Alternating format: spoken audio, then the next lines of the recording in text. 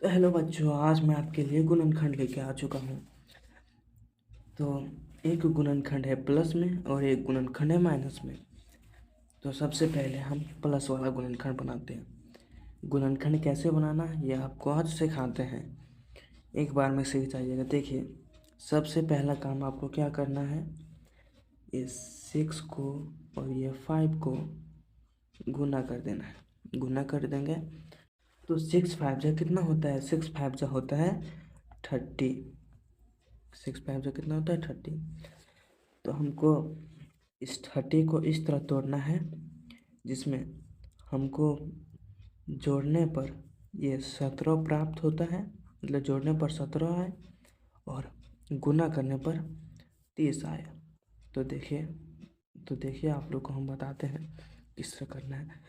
सबसे पहले आपको 30 का एलसीएम ले लेना है। तो 30 का हम एलसीएम किस तरह लेंगे, 30 यहाँ लिख देना है। उसके बाद हमको 2 से लेना है। तो 2 15 मतलब 15 बार में आ जाएगा 30। तो फिर से हमको यहाँ लिखना है, 2 बार में तो 50 आएगा नहीं, तो 3 बार में आएगा 15। तो कितना बार में आएगा, 5 बार में।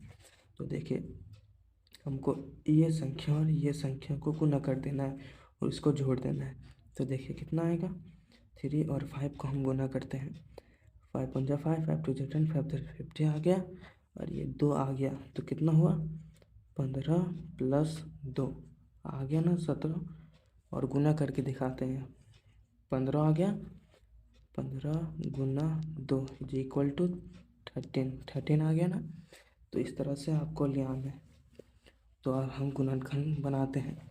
तो देखिए हम गुणनखंड किस तरह बनाते हैं। सबसे पहला स्टेप क्या है इसमें, यहाँ लिखना है 6 स्क्वायर, 6 का एक्स का स्क्वायर। तो यही हम, ये है तो यही रहेगा, ये जो है यही रहेगा। ये प्लस का, यहाँ प्लस का चिन्ह दिया आएगा। उसके बाद देखिए यहाँ 15 है प्लस 2। तो यहाँ हम इसको तोड़े हैं ना, तो हम इसको तोड़ना है हमको। तो 15 का लिखेंगे यहाँ 15 और ये एक्स को लिख देंगे यहाँ पे एक्स प्लस ये 2। तो 2x प्लस 5, ये हो गया मेरा इतना। तो आपको यहाँ पे कॉमन लेना है। देखिए हमको किस तरह कॉमन लेना है। हमको यहाँ कॉमन लेने के लिए ऐसा संख्या देखना है जिसमें दोनों आ जाए। तो यहाँ हम लेते हैं 3x को कॉमन। देखिए 3x को कॉमन लिए तो फिर 3 1 जा 3, 3 2 जा 6, 2 बार में 6 आ जाता है। तो यहाँ हम लिखेंगे 2, ये x, यहाँ 2 को x का स्क्वायर में तो वो 2 हो गया। तो एक x को हम बाहर ले लिए और एक x बचा।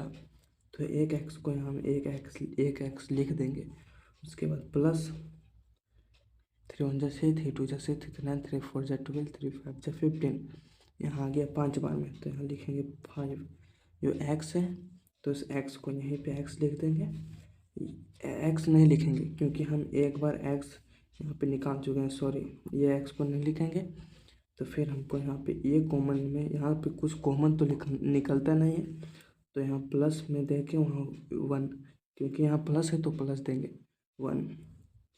तो यहाँ 1 है तो 2, तो 2x प्लस 5। एक बात हमेशा याद रखना, ये दोनों जब मिलेगा तभी तुम्हारा आंसर आ पाएगा। ये दोनों अगर नहीं मिलेगा तो तुम जाना गुणनखंड गलत बनाए हो। तो देखिए हमको एक बार इसको लिख लेना है, एक बार इसको लिख लेना है। तो किस तरह लिखना है, 3x प्लस 1, फिर यहाँ पे लिखना है 2x प्लस 5। आ गया हमारा आंसर। अब हम दूसरा गुणनखंड पे चलते हैं, क्योंकि इसमें प्लस था इसमें माइनस है। तो ये गुणनखंड का भी वही टेक्निक होगा, इसको और इसको गुना कर देना है। इसको और इसको गुना करने पर आएगा हमारा 12, क्योंकि जोड़ने घटाने पर इतना ही आना चाहिए ना। तो देखिए हम पहले एलसीएम ले लेते हैं 12 का, 2 से एलसीएम लेते हैं तो 6 12, फिर 2 से ले लेते हैं, 2 3 जा 6। तो देखिए इसको और इसको हम गुना कर देते हैं और इसको जोड़ देते हैं। 3 1 जा 2 1 जा 2, 2 2 जा आ गया 4 प्लस 3 आ गया 7, और इसको गुना करेंगे तो 4 4 गुना 3, 4 1 जा 4, 4 2 जा 4, 3 जा 12, 12 भी आ गया। तो हम यहाँ 12 का 12 लिखेंगे, 12x का स्क्वायर माइनस का माइनस, 7 का यहाँ लिखेंगे 4x, यहाँ माइनस का देंगे माइनस, क्योंकि माइनस का माइनस देंगे, फिर 3 का 3x प्लस 1, क्योंकि ये यहाँ पे माइनस देंगे ना तो फिर माइनस और ये माइनस मिलके हो जाएगा यहाँ पे प्लस, इसी कारण से यहाँ माइनस दे रहे हैं। तो 12x यहाँ 12 हो गया। तो पहले देखिए 12 का हमको कॉमन लेना है, तो कॉमन किस तरह लेंगे, ये 4x को हम कॉमन ले लेते हैं, क्योंकि 2 का पहाड़ा में यहाँ आता है, तो 4x को कॉमन ले लिए, 4x को कॉमन ले लेते हैं। उसके बाद फिर इसको और इसको गुना करिए, 4 1 जा 4, 4 2 जा 4, 3 जा 12, 3x, ये x को एक निकाल लिए तो x बचा, तो x का एक x लिख दिए, माइनस का माइनस, ये 4x को निकाल लिए तो यहाँ बच गया 1। तो ये माइनस है, यहाँ पे ये दोनों कुछ कॉमन नहीं आएगा, तो माइनस का माइनस, यहाँ 1 का 1। तो देखिए 3x को यहाँ 3x लिखेंगे, ये माइनस और ये प्लस हो गया, माइनस प्लस माइनस, 1 का 1। तो ये एक बार इसको लिखेंगे, एक बार इसको लिखेंगे, तो 4x माइनस 1 और फिर 3x माइनस 1, ये आ गया आंसर। आई होप ये गुणनखंड आपको समझ में आया होगा। अगर समझ में आया होगा तो एक लाइक ज़रूर कीजिएगा।